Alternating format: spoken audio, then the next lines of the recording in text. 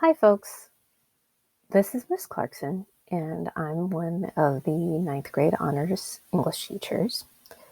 And this is a quick video explanation of our first graded writing task, the Autobiography as Haiku assignment. We're going to take a quick look at the assignment itself, and then we'll talk about how it's being assessed and look at some examples of the assignment. This page in your Canvas classroom is a resource to help explain the assignment. For the last few weeks, we've been focusing on the stories we tell about ourselves and how our self-expression contributes to our role in the classroom community.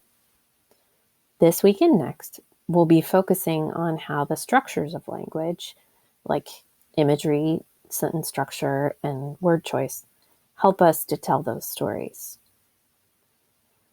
The purpose of this assignment is to practice very careful control over language, over a short piece of writing. While it may seem like something this short, only 100 words, is automatically easy, what we're trying to do here is actually quite difficult. You may have to make deliberate choices about the words you use and how you choose which details to include in this piece of writing, which is what we'll be focusing on in class. You'll want to start with a moment or event that you can remember clearly. Your life map or milestone map is a great place to start on that. If you need a reminder of some common language techniques or tools, you can click here on this link to see that. What you'll ultimately write is a 100-word narrative that captures something important about who you are. You may be thinking, but wait, isn't a haiku only 3 lines? What does that have to do with a 100-word story? As you're probably aware, a haiku is a form of Japanese poetry that contains 3 lines, with 5 syllables in the first line, 7 in the second, and 5 in the third. The form is tightly controlled and uses strong word choice to create a powerful impression in just a few lines.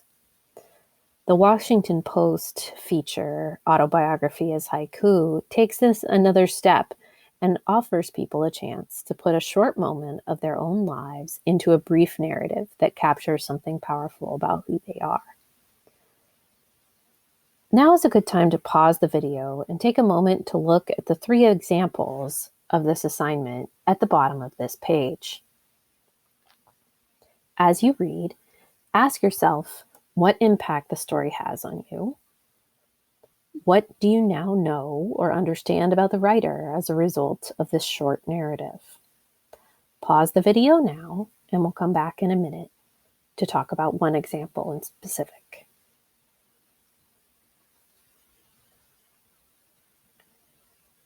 Welcome back. Now that you've taken a look at these examples, let's look at one more closely.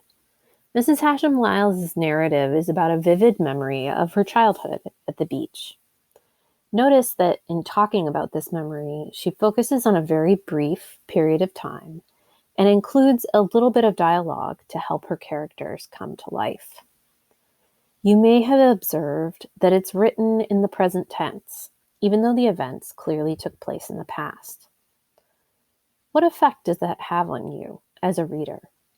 Does it help you to feel more involved in the actions, as though they're happening right now? Also, notice that her word choice draws our attention to the sights and smells of the ocean. How might that help engage us as readers? Now, consider what choices you will want to make as a writer. What do you want your reader to know about you based on this one moment in time? Your teacher will decide how you should turn in these assignments, both the rough draft and the final draft. So you should pay careful attention to how they ask you to do this. This assignment will be graded twice, once as a rough draft and again as a final polished draft. You should plan to make substantial revisions between the rough and final drafts, rewriting significant portions of the narrative.